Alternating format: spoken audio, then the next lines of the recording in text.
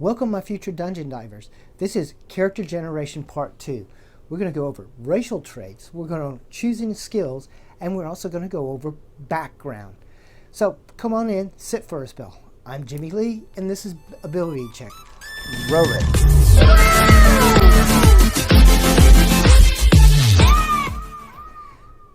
And remember, D&D is a game that's put out by Wizards of the Coast. Also remember that everything I'm bringing to you is for free. Still free. We're using the basic rules that you can get from Wizards of the Coast website. Like I said, it's got everything in it that you need to play the game. It's free, and I have a link down below. Also, the DnD Beyond actually has the basic rules on their website too, so you can, and there's a link below so you can go check it out there. But with the one from Wizards of the Coast, I know you can download it to your PC or you can download it to your cell phone. Also, if you need dice and you don't have any yet, that's okay. Remember, this is free.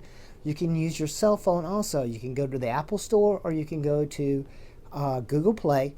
You can type in RPG Dice Generator and you get a whole list of them. You just choose whichever one you're more comfortable with.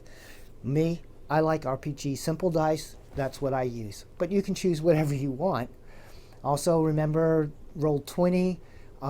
If you're going to play on Roll20, you really don't need that because it already has the generator on there. You can get a free subscription by going up there and going to the website, which is down below. And you can set up your own account, a free account. And then after that, you can hit Find Game. You can look through there and decide and request to join a game that's already, that somebody's already put up there. So what we're going to be talking about is, because remember my daughter Marcy rolled ability scores for a mountain dwarf. Well, we're going to use that in this one right now. So let's get to it. So the first thing we're going to talk about is racial traits. Every race in the basic rules has racial traits, including humans. So since we're doing dwarf, we're going to go to page 14. It has the dwarf on it, but page 15 actually has the racial traits in it.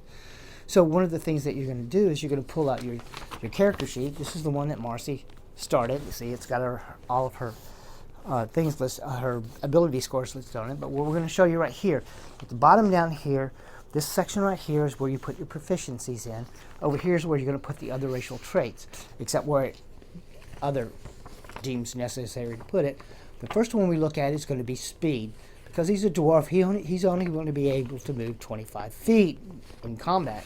So we'll put speed right up here at the top where it says speed. Now, the next one is dark vision. Dark vision is going to go right over here. All right.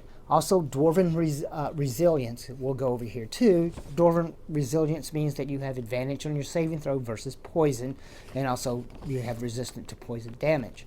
Also, stone cunning will go over there too.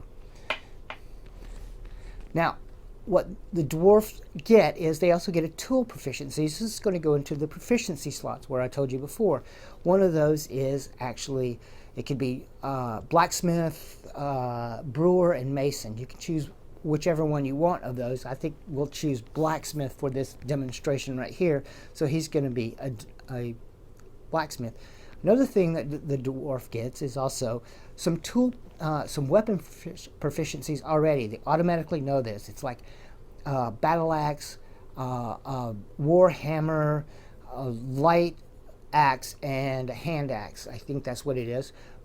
And also, as a mountain dwarf, they'll also get light and medium armor automatically. Well, since we're going to be a fighter, those are kind of moot. If we weren't a fighter, like if he was a wizard, he could actually have those, and he would actually be an armored wizard walking around, which is still pretty cool. But we're talking about a fighter. We're going to go over the fighter, which is on page 26. Fighter starts there. Also, but on page 27 is where the skills are listed. Also, not only listed, that is the proficiency. Now, since a fighter is proficient with all weapons, in other words, it says all simple weapons, all martial weapons, you can put that on your proficiency side.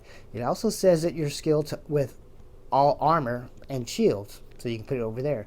But another thing that a dwarf has is proficiency in language. Its languages are common dwarf. That would go over in the proficiency side. All right. Now we're going to look at the skills. Skills are listed right along here. along right through here. All these are skills that you can actually use. Get this, use. You can actually use them even though if you're not proficient in it. How you determine proficiency is this. You choose, it says right there, you can choose 2 skills. You choose those 2 skills from that list, and those 2 skills you are proficient with. And the way you determine the proficiency is if you look at the chart where it says first level, and it says proficiency, and you'll see a +2 at first level. So that means that anything you're proficient with, you add a +2 to it. So say you decide for this fighter that you're going to choose athletics. Well, athletics, all the skills tell you also that what ability score goes with that. So for athletics, it would be actually strength. So you take the ability modifier from the strength. Now, since our dwarf has a 17 strength, his ability modifier is a +3. We take that +3, and then we add the proficiency bonus of +2, and that gives us a +5. So when you choose the skills, you can, like I said, you can add your proficiency bonus to it. Athletics is right about there. I had to look to see it was. I keep trying to point to the first one, but that's acrobatics. But athletics is right there. So what you do is there's a circle right next to it. You can either dark it in or check it off. That means that you're proficient with it. You choose 2 skills from that list. Now in background, we're going to actually in the, I think it's page 44 in the basic rules is soldier. We're going to use soldiers. All right. The reason we're using soldier is because, well, he's a dwarf, you know, and we want a fighter. So that's, yeah, I mean, there's other ones you can actually use, but I think we're going to stick with soldier for right now. In there's a list of, on soldier, as you read through, you'll see a list of what they did in the army or whichever force they were in. And since he's a blacksmith, well, let's go ahead and choose, I think we'll choose support blacksmith. That doesn't mean he can't fight. That just means that he's a blacksmith. So we have that there. Then you go on down, it shows you skills again. These are 2 free skills that you can get from your background. Now here's a catch. If you've already chosen one of those skills, I mean you already have it, you cannot double up on skills. In other words, they don't stack. What you can do is choose a different skill than the one that's listed. Because you already have it, you can just choose whatever skill and you can put it down. So that you still get your 4 skills. Also below that is I think it says, it talks about, oh yeah, it does. It talks about gaming. Is that you can go to chapter 5 and you can go to the equipment list. There's 2 or 3 lists there. The equipment list, they actually have games on there. You can actually choose which one, and okay, well, say this one will be dice. Okay, so that means he's proficient in playing dice, so you can put it in your proficiency area. And here's another thing too, because you're a soldier, it gives you another proficiency, such as vehicle land. That means that probably you can drive a wagon. So you'll put that down on your proficiency too. Also, then we're going to start over on next to it. There is a list. This is a list of your background. It's personality trait, idea, bond, and flaw.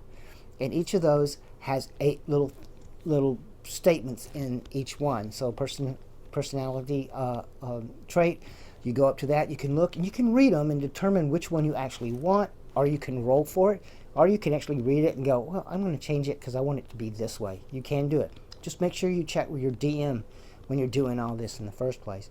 Now, going down to the flaw, you can actually choose the flaws that are on there. You can play them. But remember, it's good. Playing flaws is pretty cool because it's involved role play. But remember, everything that's here, this is what's happened before. This is what's going on before until you get up to this point where you actually start playing. So this is more, like it says, background. So this is the way you were until you get here. Well, that's about it. And there we go. Here we go.